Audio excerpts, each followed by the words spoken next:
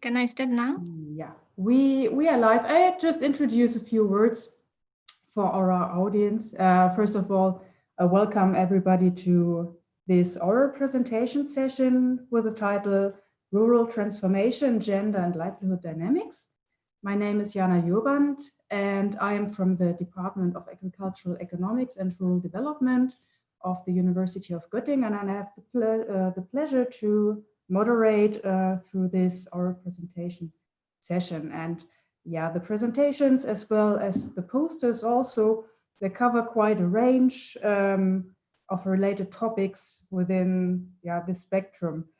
Some center around structural changes in rural areas, which are leading also to rural transformations and changing roles of agriculture. But we also have contributions covering forest resources or fisheries as important sources of income, and which are also contributing to livelihoods. Implications on food security and income stability are highlighted by some studies, and other studies also take an explicit gender perspective. So it is a quite interesting range of topics, I would say, and I don't want to lose so much more words, but give the floor open to our presenters. Dear presenters, please remember to stick to the time. So we have 10 minutes for presentation, so we have enough time, like about 5 minutes for discussion. You may, the other presenters, of course, may ask directly within this room. All the others, please use the Q&A function of the WOA application for questions, and I'll try to address these back then to the presenters. Okay, our first presenter is Ms. Yimon Aung from University of Hohenheim. The title of her presentation is Women's Role in Small-Scale Aquaculture Sector and its Implications for Technical Efficiencies, with some empirical evidence in Myanmar. Please, Ms. Aung, you can start now.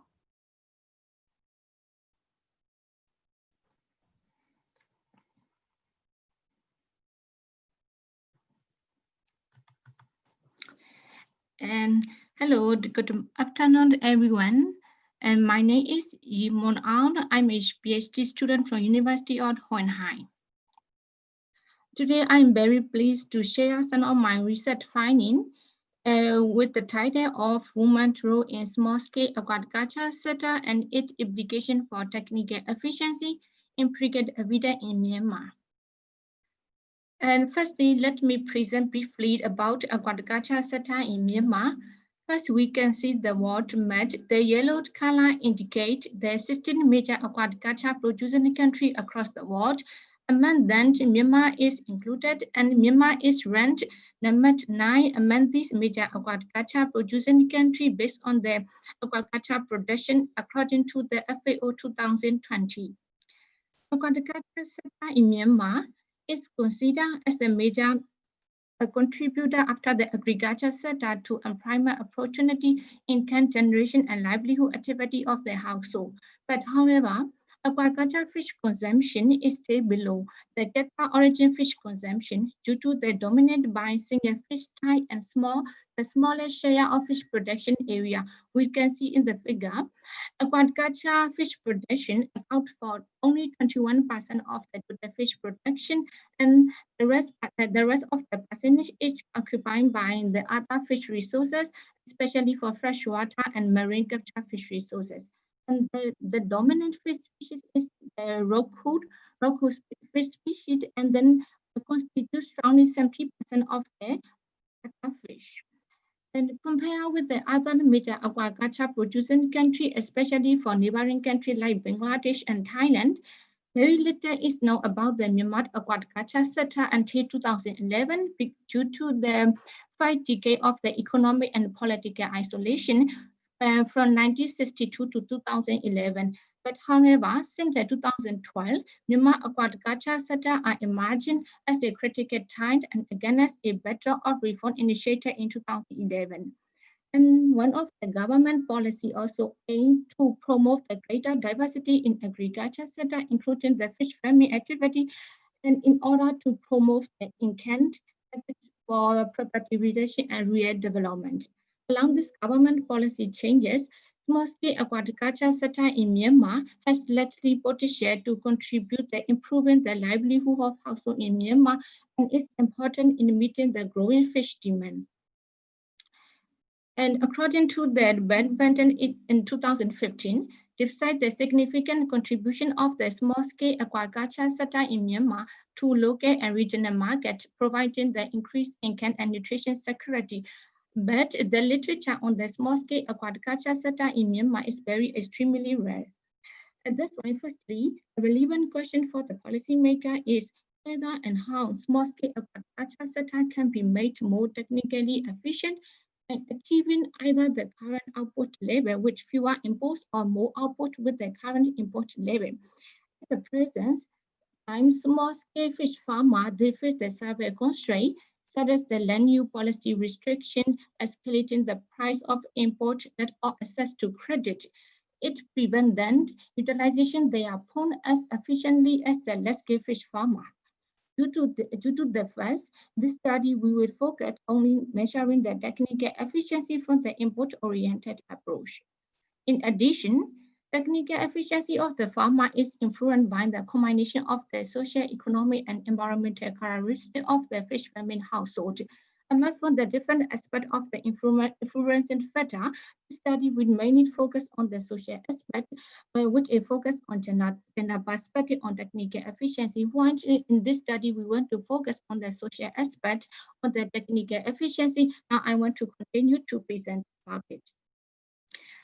According to the FAO 2018, women play a major role as the laborer and manager and decision maker of the production activity in agriculture sector around the world. In Myanmar, small-scale agriculture sector also greater involvement of the women offer the many benefits, including the women empowerment and increasing the household income and food security. And then, regarding to the empirical evidence, a woman participation in decision-making and labor activity have a positive correlation with the technical efficiency in the vegetable farmers. And then in Southeast Asian country, women participation in the aquaculture activity is the very prominent. Women carry out 40 to 80% of the aquaculture activity. In here also there are different dimension measuring the woman role in the aquaculture sector, but in this study we mainly focus on intra-household decision-making process and the share of the female labor in aquaculture production activity. This study we will answer the 3 research questions by including of the 2 research objectives. Let me continue to present about the data and empirical model.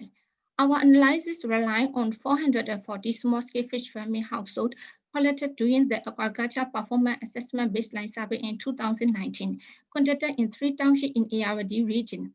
This study used a combination of stratifying, purposed, and random sampling technique. Let me continue to present about the methodology. There are the 2 popular methods measuring the technical efficiency, parametric and non-parametric approach. In the study, we used the non-parametric approach from the input-oriented side. When output and 5 input variables are used for the measuring the technical efficiency. Under the conventional DEA model, there are 2 methods, radiate and non-radiate method. Radiate method, it provides reduction in input proportionally, but it doesn't take into account the select in result used directly. And in non-radiate method, it provides the reduction in input non-proportionally, and it can deal with the slack in the efficiency estimation. So far, there are several studies using the conventional DEA method for measuring the technical efficiency, but it still have a survey of the constraint. And that's why many of that they criticize the efficiency score derived from conventional DEA method are biased and serially correlated. In order to overcome this sort of problem, in this study, we also follow the 2-stage double-bootstrap DEA model to generate the bias correlated efficiency score and to obtain the valid statistical inference in the 2nd-stage regression analysis. This slide shows how to generate the woman participation in decision-making index by using the principal component analysis. Before applying the PCA method, firstly, we have to select the variable about the decision making and but these all selected decision making variable are the relevant for most of the selected household. But in this study, we select the 7 decision making variable. All selected decision making variable are made by more than 90% of the selected household. And then after that, each household is assigned the weight for the decision-making variable based on the female participation. Assigned weight is calculated by using this formula.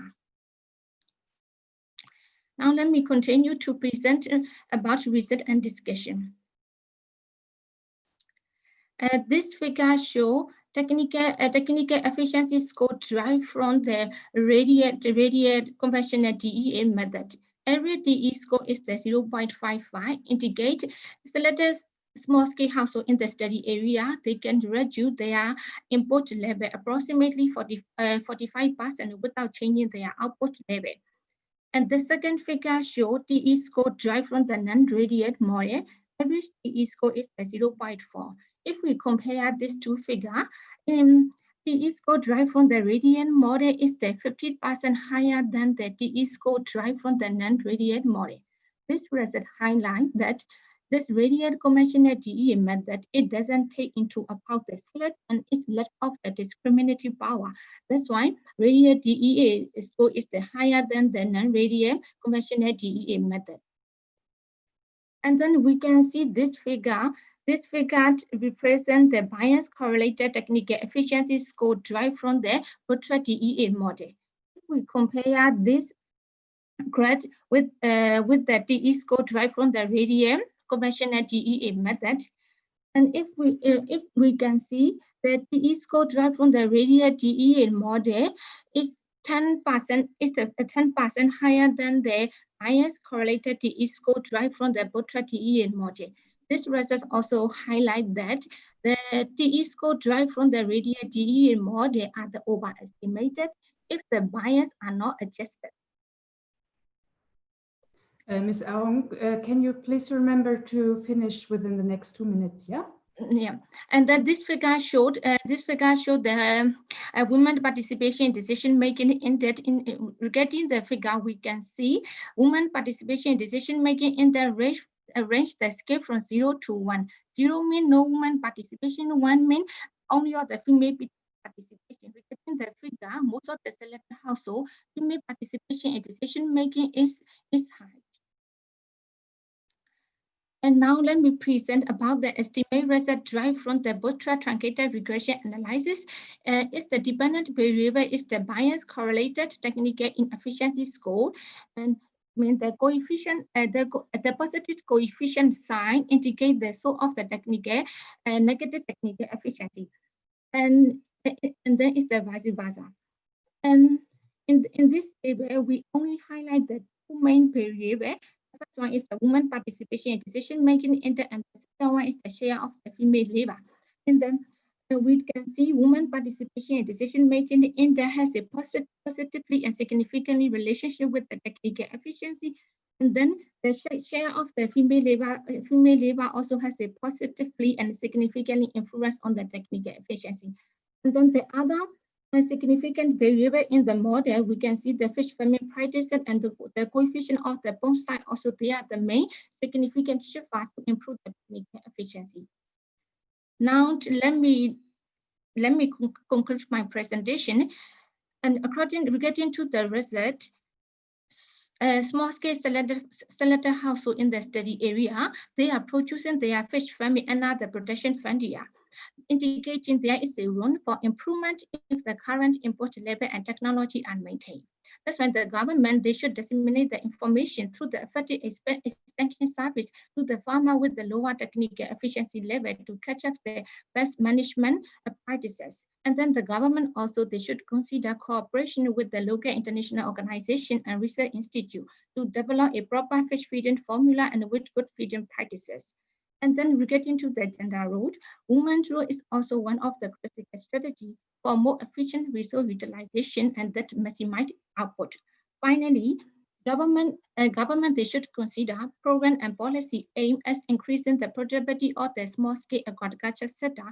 They should import the intervention program to reduce the gender inequality and promoting the equity. And thank you very much for your kind attention. Thank you very much, Ms. Aung. Are there any questions? Questions from the other presenters? I have a look at the Q&A session. There are no questions for the moment. I have one question, actually. It is very interesting, actually, that the participation of women apparently leads to higher technical efficiency. Yeah. Do you have any explanation for this? Can you explain why this is happening? Yeah. Because the farmer, the woman, they had to participate in decision-making activity within the household. It can lead because they can, when they have a power to participate in the decision-making activity, and then they can access to and control over the other resources, especially for income and other decision-making in fish protection activity. Because now this study will mainly focus on the small scale agriculture farmers, because in Myanmar in most of the in this small scale agriculture activity, most of the women they participate in this activity. That's why in our research finding, and not only women participation in decision making activity, the women, not only in the decision-making activity, the share of the female labor in the agriculture protection activity also they are significantly affect on technical efficiency because they have more power and then they can make that decision and then it to affect on this technical efficiency. Mm-hmm. Okay. Thank you. Are there any more questions? Seems not to be the case. So, okay, you can now close your presentation. We move then on to the next presenter. So the next topic or the next presentation has the title, The Changing Role of Agricultural and Rural Villages of an Emerging Market Economy, the Case of Thailand. And it will be presented by Tropentag. And I hope. Yes, can you hear me? Yeah, hello. Welcome. We can see your presentation, so you might start directly. Yes, okay. I will introduce myself. My name is Champunut Nanthachit from Thailand. Now I'm PhD student of the Livelihood University Hannover. Today I want to present my working paper called The Changing Role of Agriculture in Rural Villages of an Emerging Market Economy in the Case of Thailand. So first of all, start with my motivation of this research.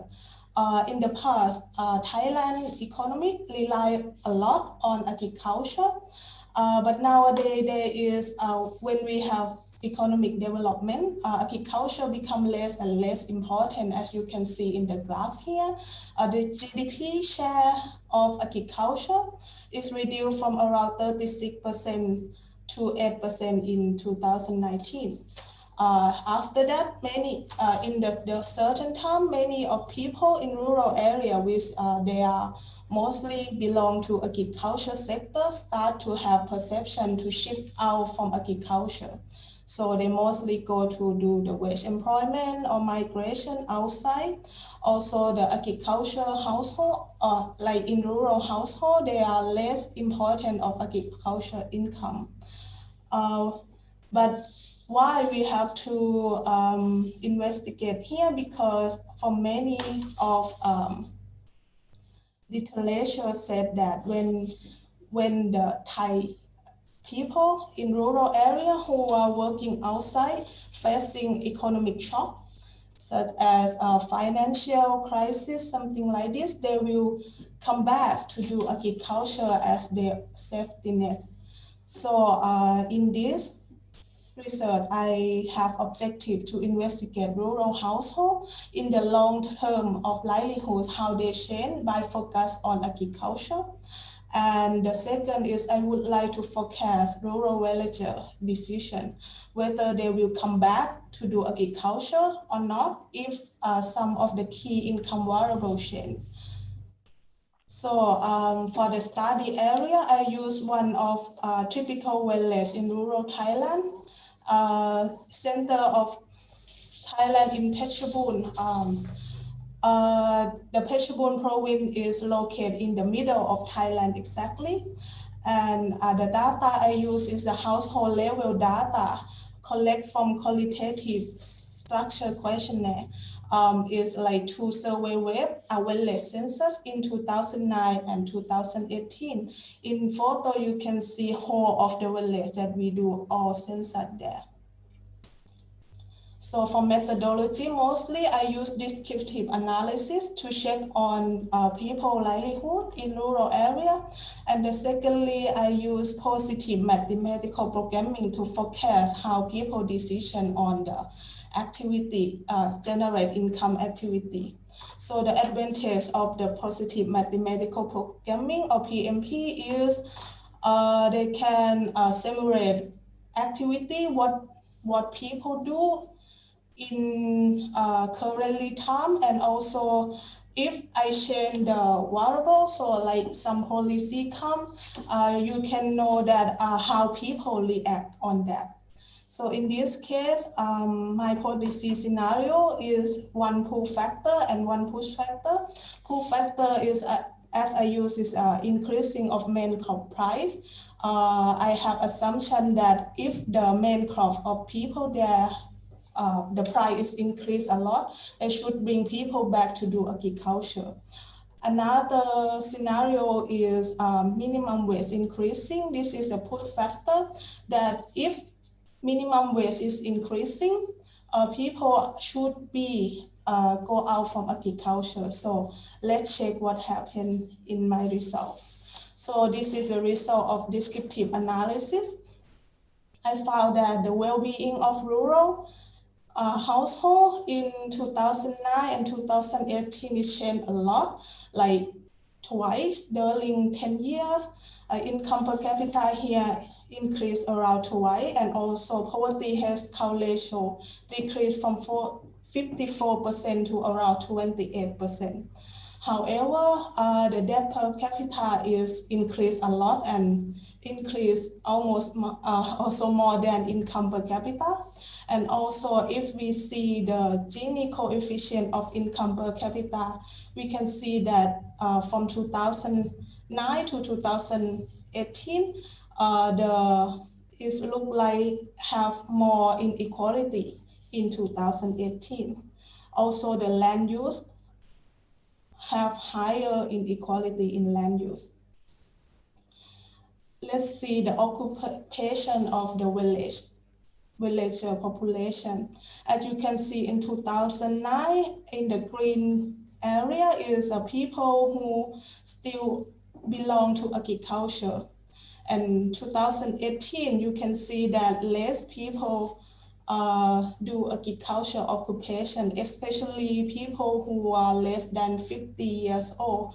More than half already do occupation that is not non-agriculture occupation. So as a result that they change occupation, also the income share of the household shift out from agriculture sector, as you can see in here above. 57% in 2009 reduced to 43% in 2018. So what is decreased? Mostly the decreases come from crop activity. So they do less crop activity. Also do less wage employment in agriculture. What they do more is the wage employment in non-agriculture. So if we see in the land distribution, Most of the people almost didn't change of the land distribution because most of people have less land. But if we divide into groups, like people who rely on agriculture and people, household who rely more in non-agriculture, we can see that the land use area between two groups are wider. Agriculture household have higher land use, of course, but the gap between them is higher here. As the result of my positive mathematical programming, I increased maize price, which is the main crop in the area. First 1.1 scenario, I increased maize price by 15%. So as the result here, I found that mostly in the main of the activity they can do crop activity, waste labor, self-employment and migration in my model. They mostly didn't change at all, just they do more crop activity a little bit. So that means people doesn't change back from waste labor, self-employment to agriculture. But within the same time, if we see in the deep level in crop activity itself, we can see that farmers or villagers give up what they do instead of maize, like rice, cassava, tamarind, mango, they reduce the price, but increase the maize instead. And then the scenario 1.2, I start to do the extremely maize price by increasing 50% to check again whether people will come back from non-agriculture to agriculture or not. As the result is, yes, they come back, but not so much. As you can see here, just minus 0.12% come back from waste labor, mostly come back from migration to do crop activity. And what kind of crop activity they do is, of course, the maize price increase, so they do more maize price and give up a lot of area of cassava, tamarind, mango, and especially rice. I think you can finish in 2 minutes. Yes, it's another 2 slides. So PMP result in scenario 2 is the push factor, right? The minimum wage is increased. The first one is increased from 300 baht per day to 325 baht per day. I found that people start to shift out from self-employment to wage labor and migration. But for crop activity, mostly didn't change at all. For scenario 2.2, I increased more, like extremely, to 300 baht per day to 350 baht per day. I found that, okay, now they start to go out from agriculture a little bit, but most of all is go out from self-employment sector. And also crop activity doesn't change during that time. So this means even you increase the wage employment price, the minimum wage, people who do agriculture will not go out, will go out just a little bit. So as conclusion, during 10 years, rural areas are doing well to improve their income and reduce poverty. However, rural development has to be concerned, especially in Thailand, there is a significant higher debt and also wider inequality in rural. Also, rural livelihood are shift from rely on agriculture to non-agriculture already. The land distribute is changed by shift to agriculture household more. And also the PMP village model, the PMP help a lot to explore future village development trend. The result here show that the high crop price incentive would not bring the labor back to agriculture. Also, the minimum wage increase, people is shipped out, but it's mostly no effect on distribution of land holding. So this is all of my presentation. Thank you a lot for your attention. Thank you very much, Ms. Nantajit. Yeah, do we have questions here in the room or in the Q&A session?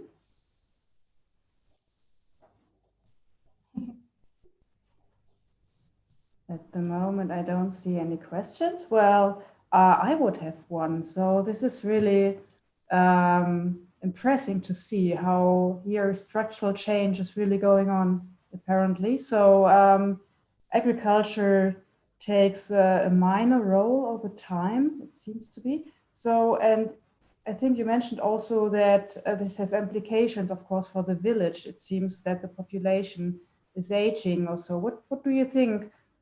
Where will this lead to, or what implications does this aging population in the village actually have? For aging population, now most of people already older than before in average. And most of all people are in the agriculture sector, but there is like a lot of effect from that because people start to not do agriculture as their own older generation. But however, I think it's lucky that someone already do high incentive agriculture instead of someone who give up. So I think for agriculture in rural areas still be there, but just change to some big farmers instead.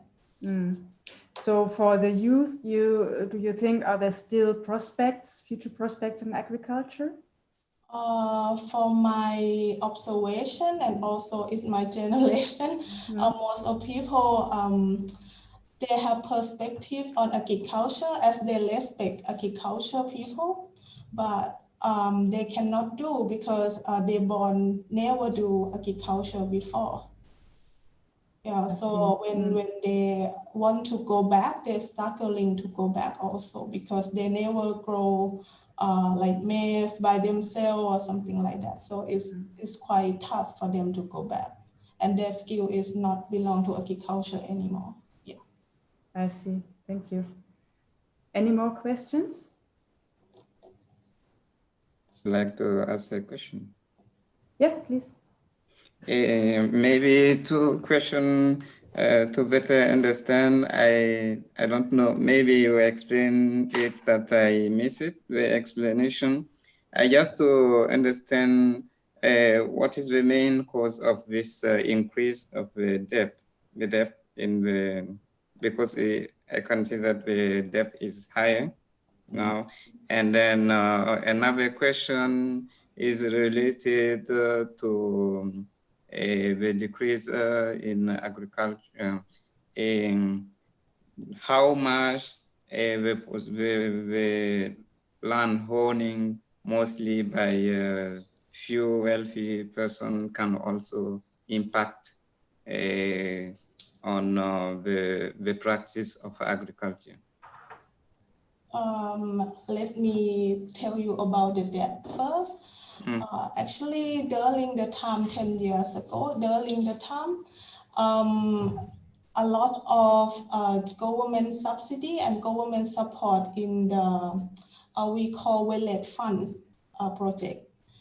They give one village 1 million to let farmer there have borrow money and then do more intensive agriculture or agriculture that use more fertilizer and they get more productivity.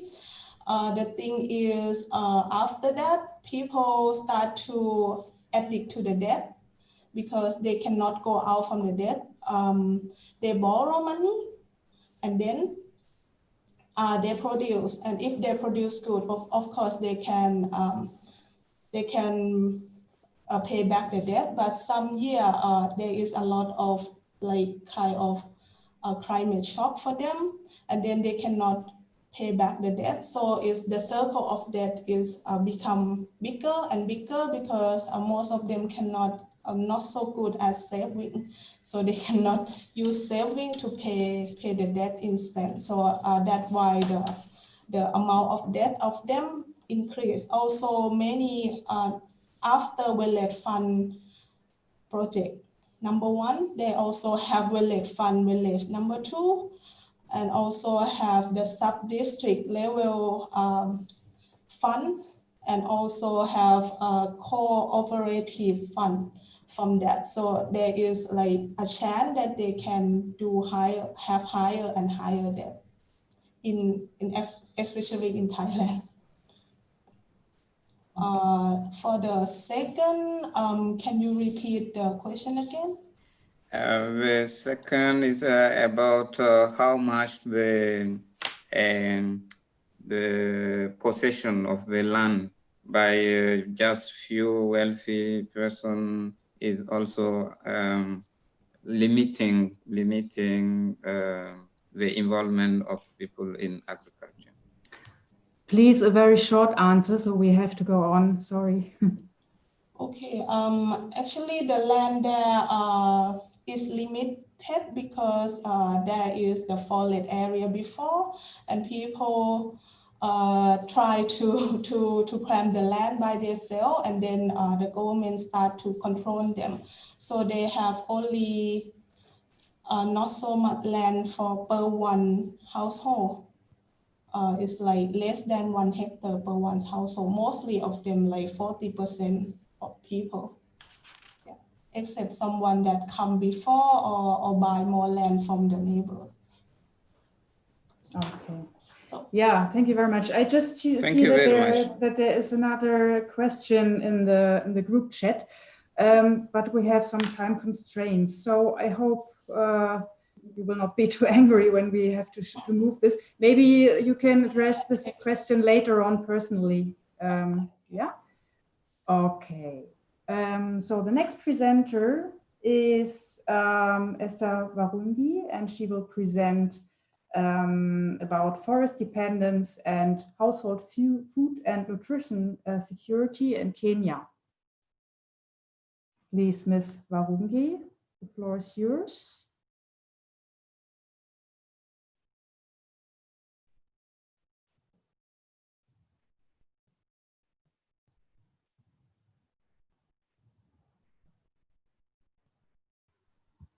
Hello, everyone. Yeah, we can hear you. Can you upload your presentation, or will the host do this?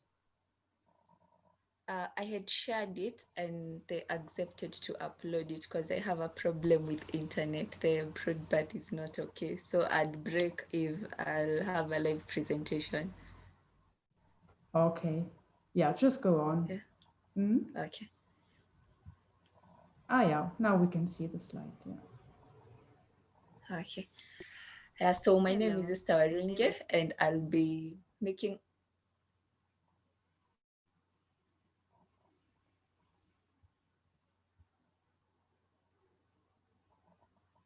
sorry for that.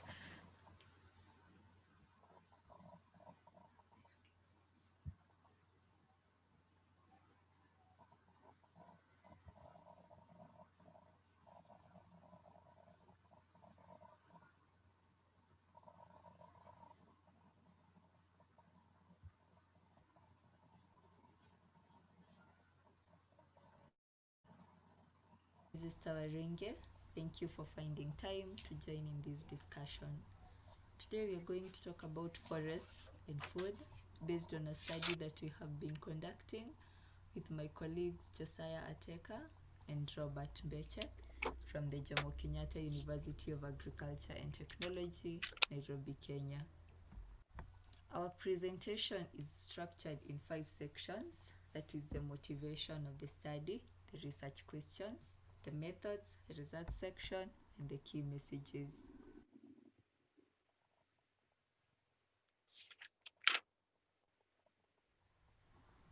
Our study is informed by key factors. One is the understanding that about 820 million people globally are undernourished. and evidence shows that this has been a rise after a prolonged decline, and it's expected to be worse with the COVID situation. Second, a high number of people depend on forests directly and indirectly, that is approximately 1 billion people, with more than 350 million people being heavily dependent on forests for food, income, and their livelihood. Thus, we recognize that forests are important for food security and nutrition. However, the nature and extent of relationships between forest dependence and food security and nutrition are not well understood. Our study focuses on 3 key research questions. That is, 1, what is the nature and extent of forest dependence? 2, how does food security and nutrition vary among households? 3, what is the effect of forest dependence on food security and nutrition?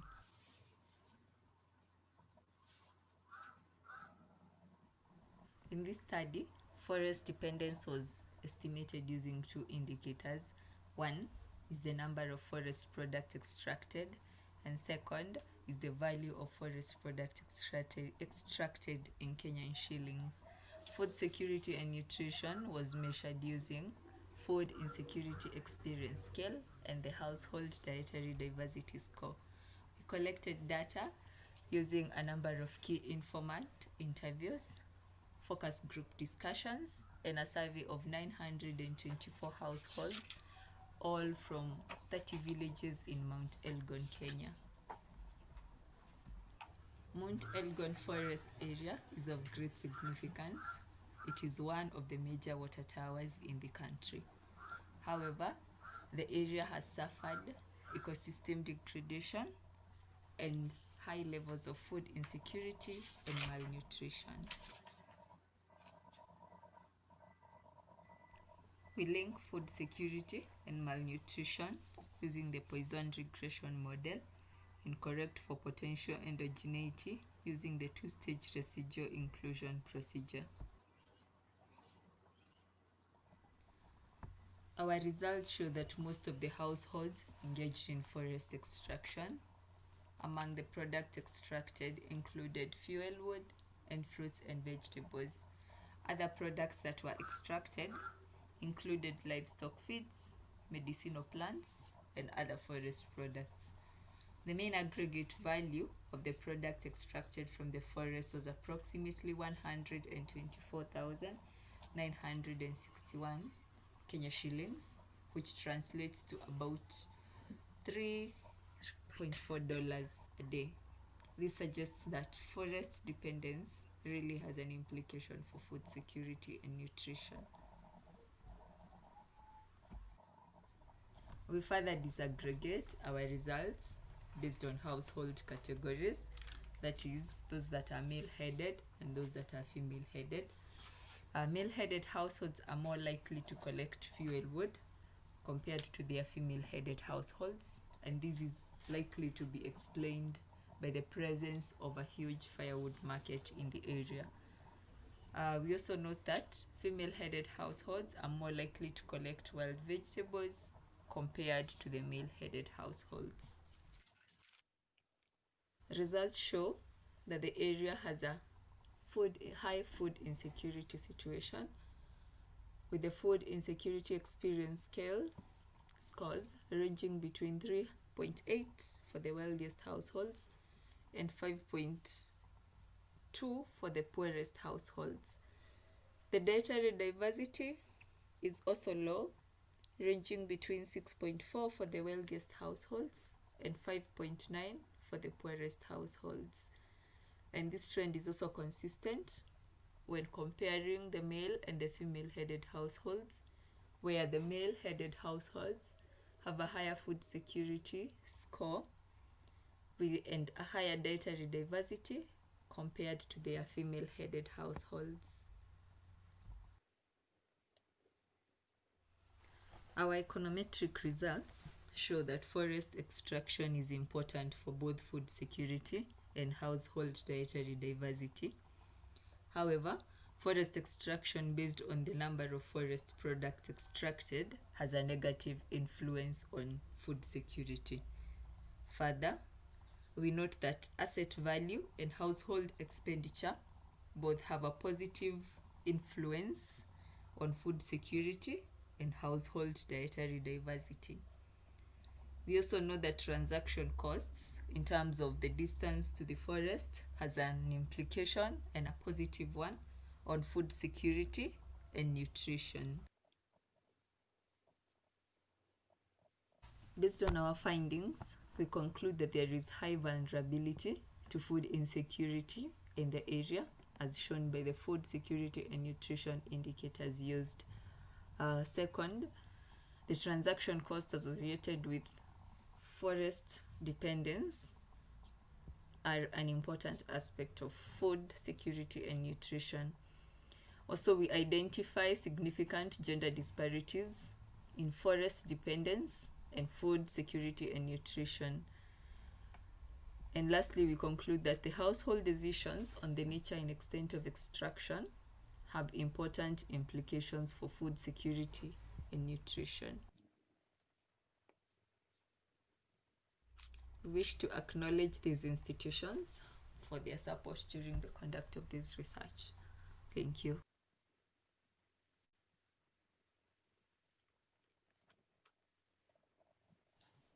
Yeah, thank you very much, Ms. Warungi. So the floor is open to questions.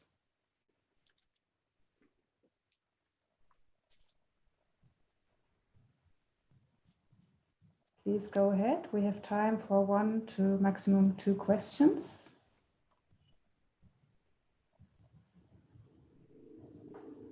Vincent has a question. Just go yes, on. Yeah. Thank you very much, Esther Burundi, for your nice presentation.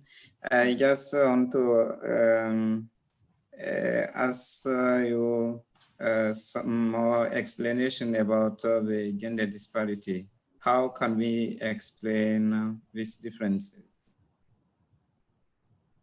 Thank you, Simon, for your question. One, the most visible one is in the extraction of firewood. In some way, we can explain firewood as a factor that influences food security. And so with the male-headed households mainly being the ones that are collecting, it could somehow affect the nutrition levels when we compare both genders. For instance, the fuel wood can be a source of income to purchase additional food. So when we look at that aspect, then households that extract more fuel wood, sell it and get higher proceeds will get more money to acquire food, and that makes them more food secure compared to those who do not do a lot of extraction. So on the other hand, the female-headed households who do not collect much of this fuel wood, even if it's for home purposes, then definitely there'll be a disparity, or there'll be a difference in the drivers that increase food security. Also, when we look at the extraction levels of the vegetables, I indicated that there is a deficiency in certain nutrients such as iron. If we see, they collect the wild vegetables. So collection of this specific sort of food or type of food without an extra income, maybe comparing to the one that the male-headed households get from fuel wood, will limit their access, will limit their access to food, which then brings in the differences in the food security levels. I hope that has answered, or is there any clarity needed? Yes. Thank you very much. Okay. Yeah, thank you again for this interesting presentation, Ms. Warungi. So, Vincent Sanu, you can directly go on with your presentation. Your topic is fisheries in Burkina Faso, implications for livelihoods and food security. And we are curious to hear about that now. Yes, thank you very much. I have uploaded the video. We will wait for them. Yeah.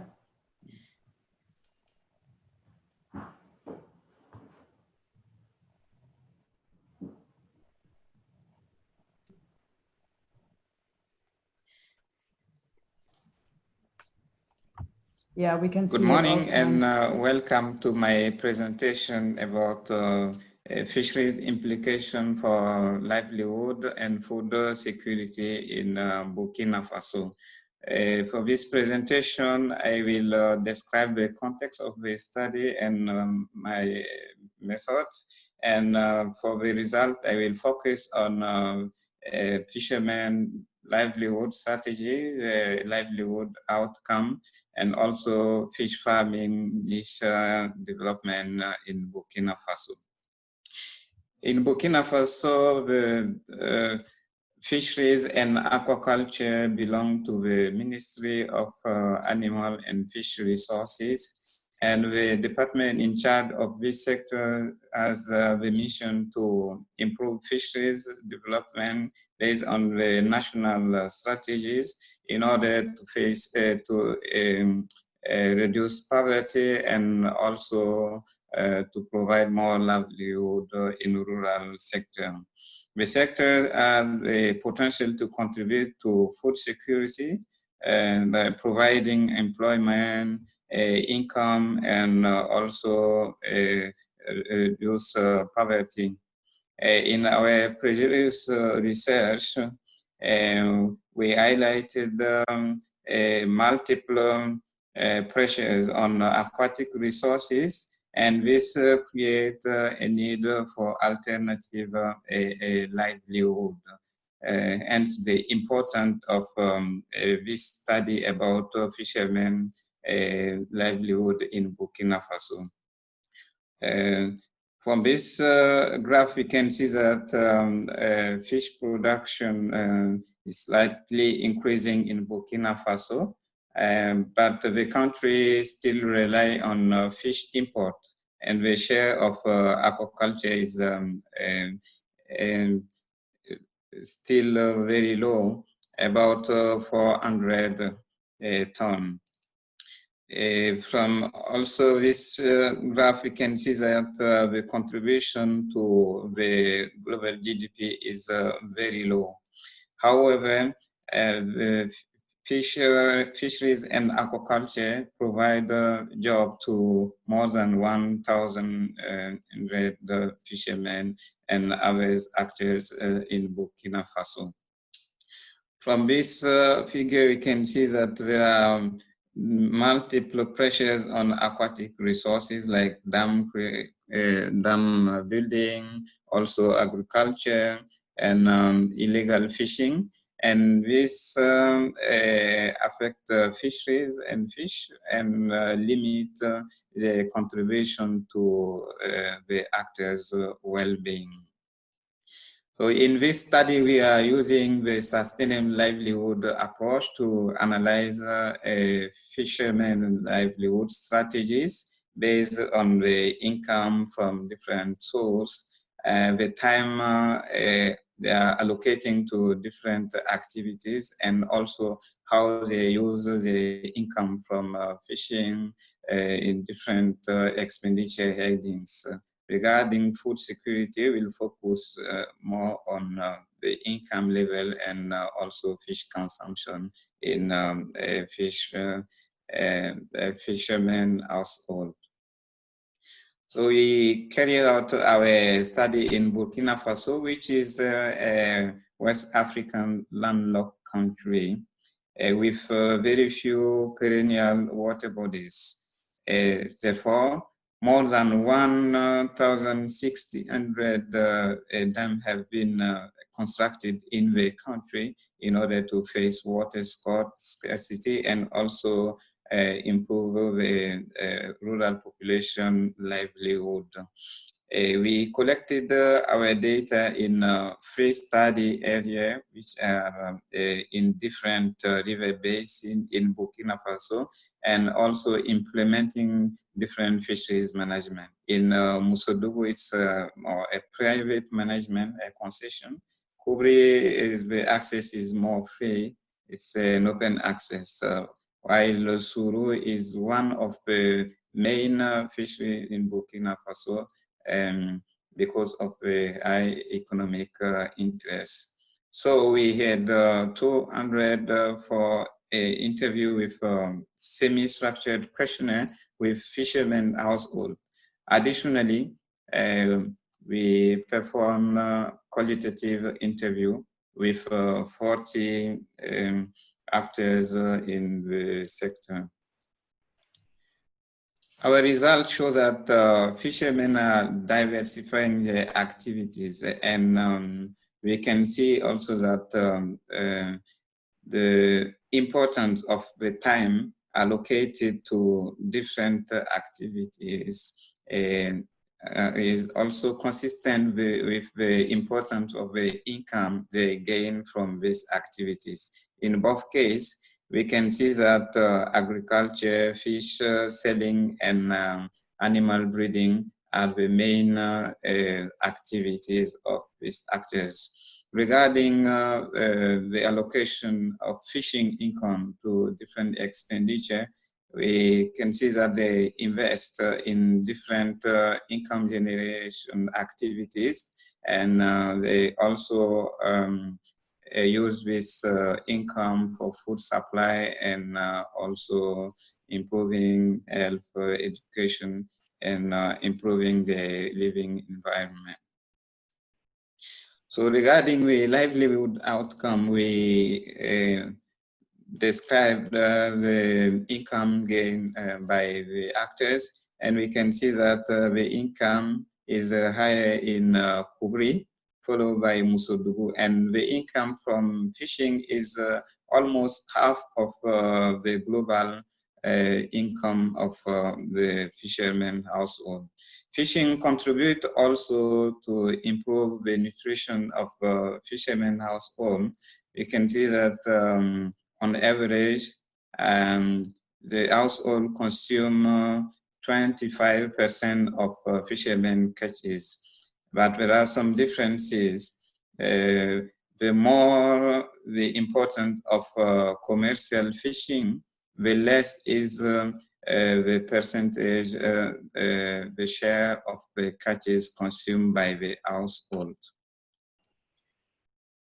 According to the interviewee, the development of fish farming in Burkina Faso is an alternative to capture fishing, which is stagnant in terms of fish production, and this can contribute to limit fish import and also to limit overfishing. So there are many alternative technical initiatives to improve fish farming in Burkina Faso, especially associating agriculture and fish farming, like in the case of rice fish farming, and also suspended aquaculture, where the wastewater is used to water plants. There are also a lot of effort to produce fingerling and food, because these are among the core constraints in fish farming development in Burkina Faso. To conclude, we can say that as a source of cash, fisheries support activity to different income generation activities, and also contribute to improve fishermen living condition. But the interviewee depend a lot on natural resources like water and land. This results in a high pressure on aquatic ecosystem, and can also increase the vulnerability in case of a crisis like water body drying up. So the development of aquaculture can contribute to improve fish production for food and nutrition security, and also sustain the actors' livelihood. But further research are needed to better understand the relationship between fishing and livelihood, and also inform sustainable development strategy in the country. So we are very thankful to the Austrian Development Agency, which is financing our research within the framework of Fisheries. And here are further references for I was reading about the topic. Thank you very much for your attention, and I'm looking forward to your contribution.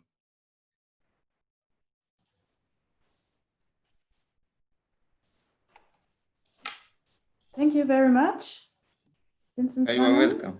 Yeah. Thank you. So the floor is open for questions.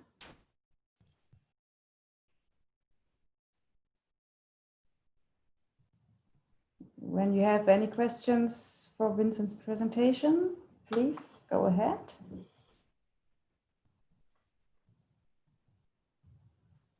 If this is not the case, then I may make the start.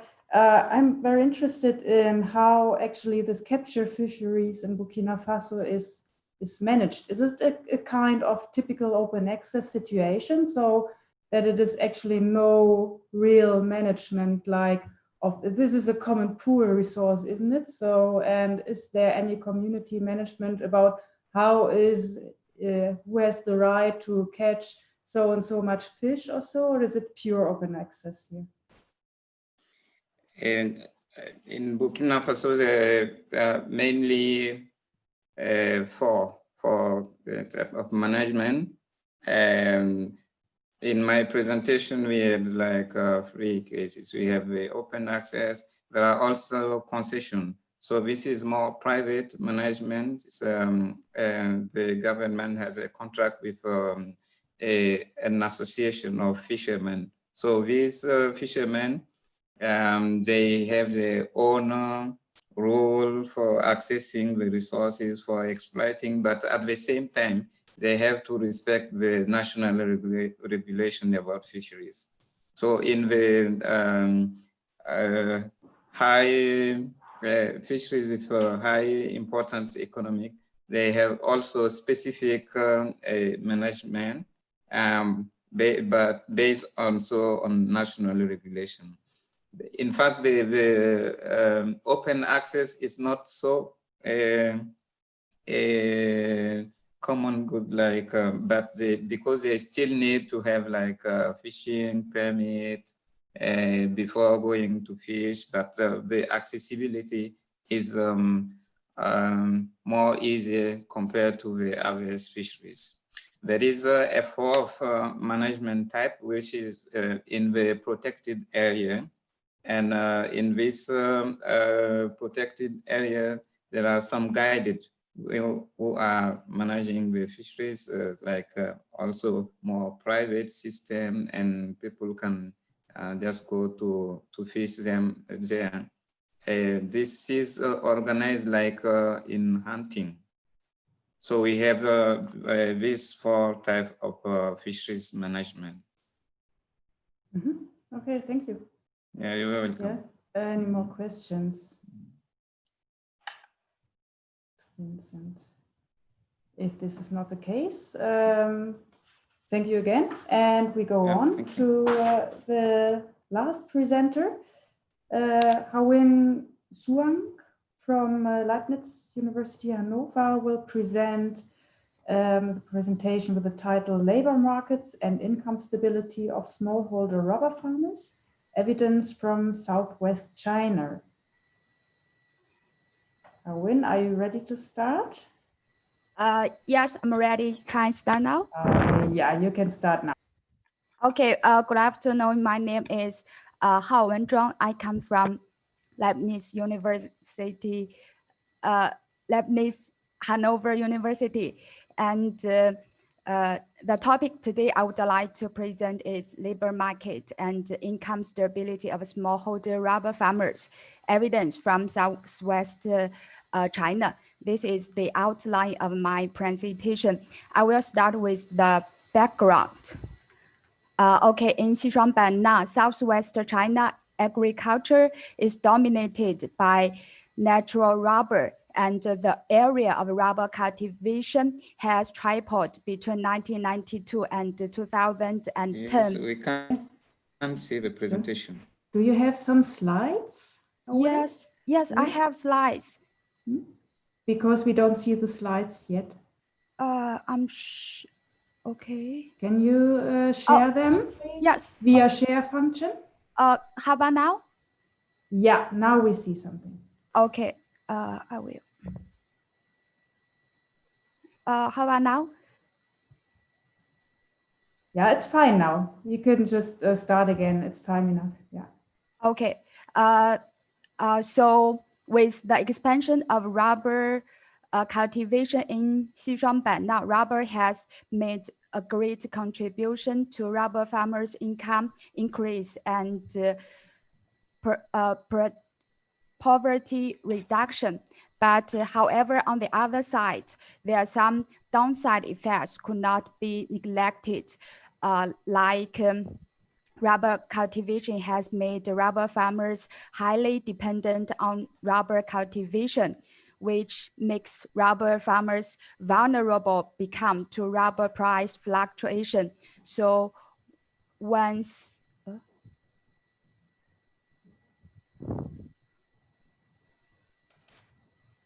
The slide is gone. so now it's fine, yeah. Yes. Yes. Okay. Yeah, sorry for inconvenience. Yeah. So, and actually in 2011, the global rubber price has decreased. So because of the decline of rubber price, rubber farming has become less probability, and the rubber farmers' income has become uncertain. And on the other hand, besides agriculture, there are some other opportunities we can see, like with the development of industrialization and tourism.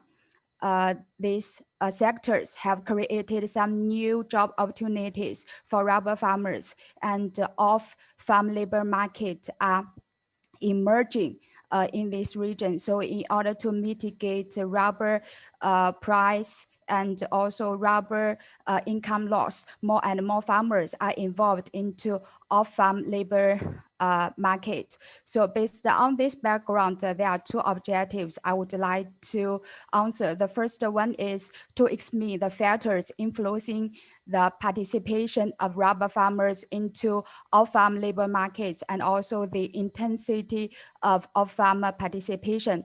And the second one is to explore the impacts of off-farm employment on rubber farmers' income instability in Xishuangbanna. So in order to answer these two questions, I have used the data is a 3-wave panel data set. We did a survey in Xishuangbanna. From the map on the left side, you can see it is located in the southwest of China, and it governs one city level, one county level city named Jinhong, and 2 counties named Menghai and Mengla.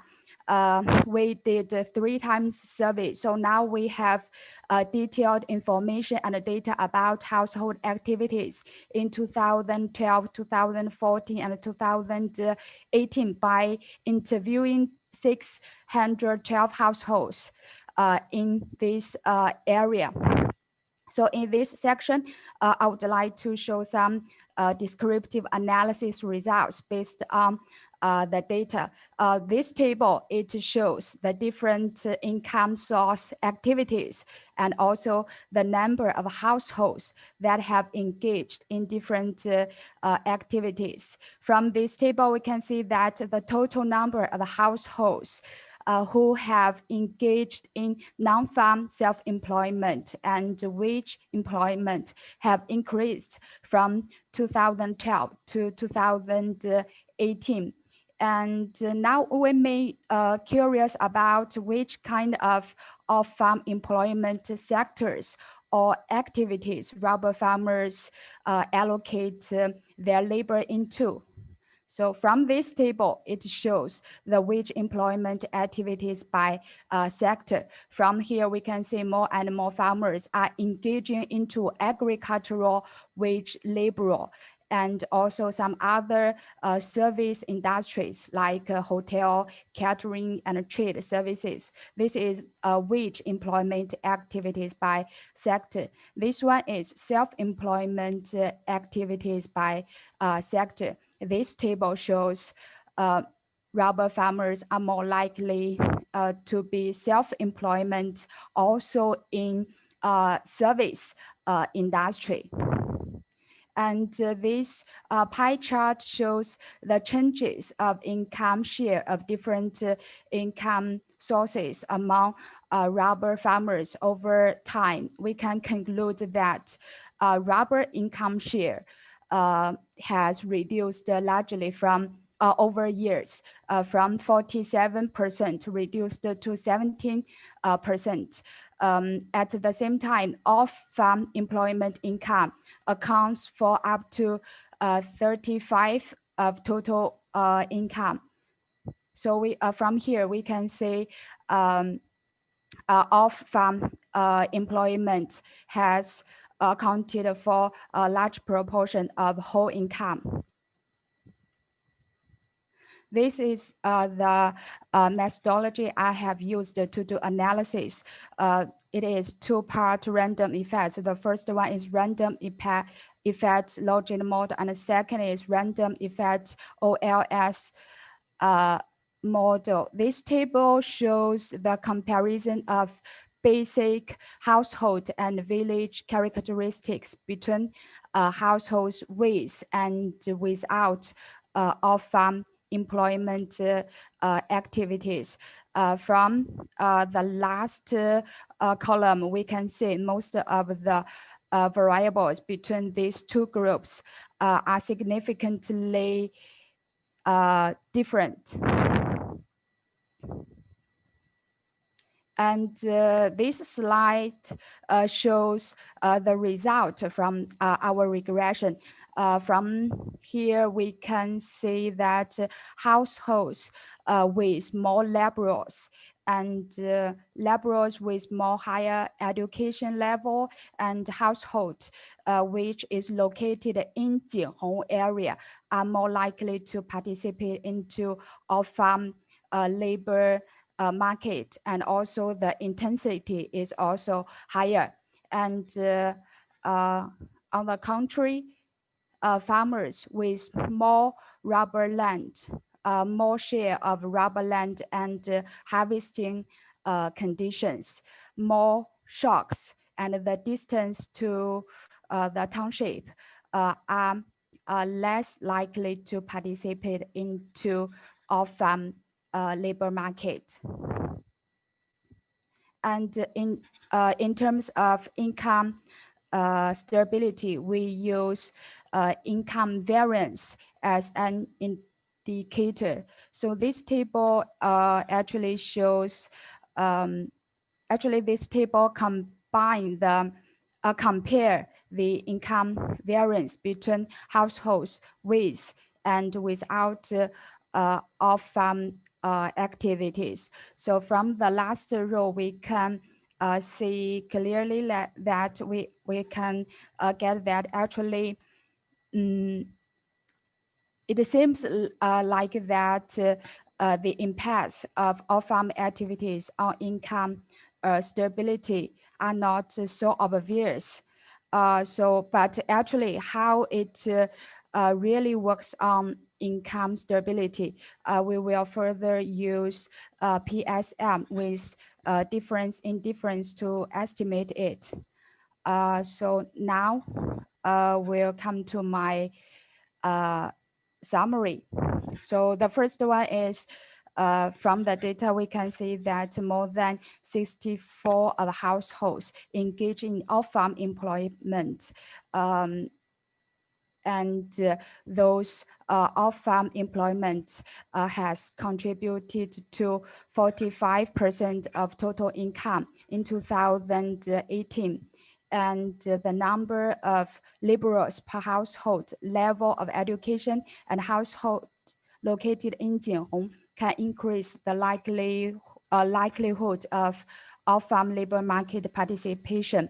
The third one is total rubber land per household, share of rubber land and harvesting conditions, the distance to township can reduce the probability. The last one is number of laborers per household, average age of laborers, and whether household located in Jianhong can increase the intensity of farm participation. Okay, this is my presentation. Thank you very much for your attention. Yeah, thank you very much, Awin Suang. Are there any questions?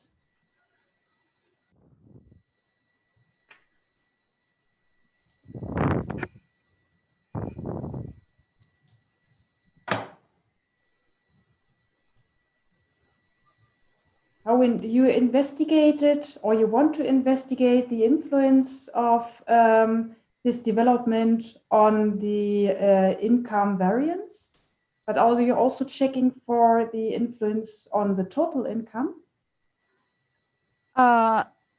Because for the second objective, I would like to estimate the impact of this participation on income instability. So I would like in terms of income instability, I have checked income variance as an indicator to do income intensity. I see. Yeah, this is what I understood. But are you also considering to also check an influence on kind of poverty or income measure also? So like, or the absolute income change. Yeah. Okay. Yeah, maybe I will check. Yeah, we have the absolute income actually for that kind of, data. But I haven't checked the impact between these. Yeah. Any more questions? Yeah, because obviously there must be a reason that people shift more and more to off-farm income, right? And of course, this is based to different factors. But yeah, it is always interesting to see or to look at why is this actually happening and how and where will this lead to. It reminds me a little bit to the situation in the Thailand, in the village in Thailand, what we heard before. Do you think that there are parallels, or is it a very different case in your study region? So do you also see that people engage more in wage labor and are also moving away from the rural area more to the cities also? Are there parallels? I think our case are different because in Sichuan-Banna, actually, people there are highly dependent on rubber cultivation before. They are farmers also before. And now, just because of the rubber price decreased, so they have to find some other alternative options to maintain their income. And as I showed the sector before, actually one sector is also agricultural agricultural wage laborer. So some farmers, they are also work for other farmers to earn salary. It's like that. Like the Thailand case study, I think some of them, they migrate out and maybe they less likely to migrate back to that village. But for my case, some the rubber farmers, some of them, they work maybe in the city in like the service industry. But most of the time it's not migration.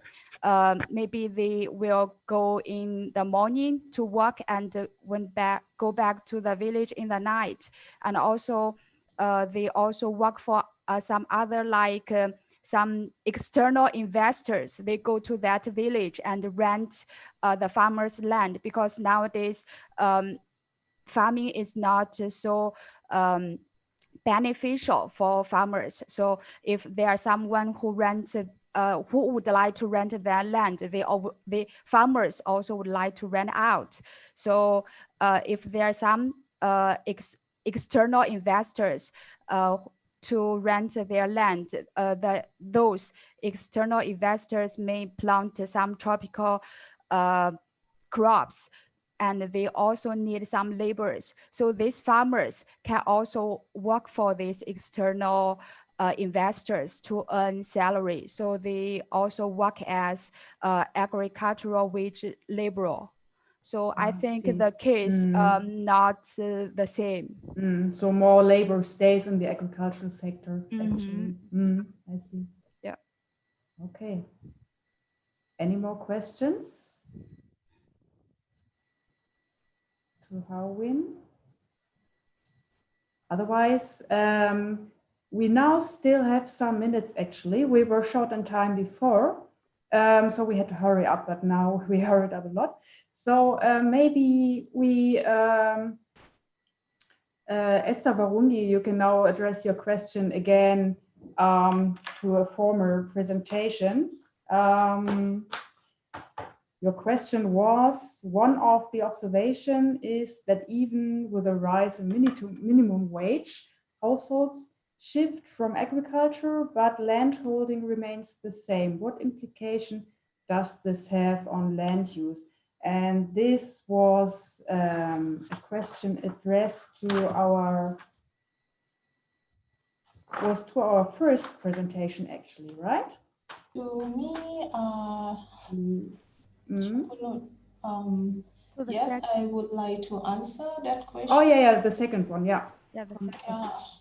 Actually, I already write down okay. answer, but it's okay because actually the model is really big.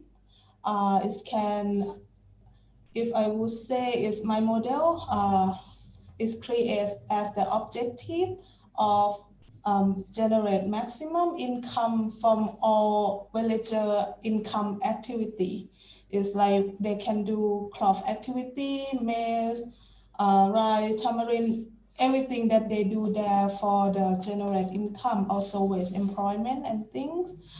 And then the constraint of this model is land, labor, and also the capital is money.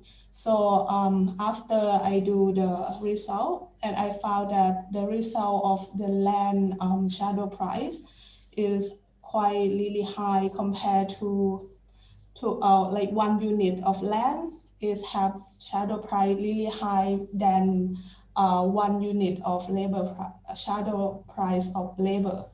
So that means people are the 1 unit of land can generate more money, more income than 1 minute of 1 unit of labor. So that's why they don't give up agriculture. They still do the same, do the agriculture as the same, but when the minimum wage is higher, so they do, they bring labor from other activities such as self-employment or migration to be with employment instead. So that means, so they tend to keep the land like that because the land can generate more money for them who doing during that time already. So people who already go out can change to do wage employment instead. So it's quite long explanation. Yeah. We cannot hear you. Okay. I cannot hear you. Sorry, I forgot to unmute. So this means actually that in case there's enough labor available, people hold on to their agricultural land, but do the off-farm labor additionally. Is that right? Or to summarize what you said a little bit? In summary is that the minimum wage that increasing is in scenario, the minimum wage that increasing actually is still not enough compare like the increasing of money that they get per one man day, that increasing is not enough if they compare to what they do in the crop activity that they use the I land. see. Okay. So so that's why they not give up that one first. They change from other activity that they can change easily. Don't have to give up the land, but give up the labor that they do in another activity to this one instead, something like that. I see. Okay. Thank you very much. So we are reaching now the end of this session. Thank you again to all presenters for sharing these very interesting insights in your studies with us. And yeah, we will have later on another poster session on this topic at 5 o'clock. And I hope to see many of you again there. And yeah, it was a pleasure to be here with you and discussing. And I hope you enjoyed it too. And maybe see you later again. Thank you very much. Thank So you I very close much. the session now. Bye-bye. Yeah, bye bye. Bye-bye. Thank you very much. Mhm.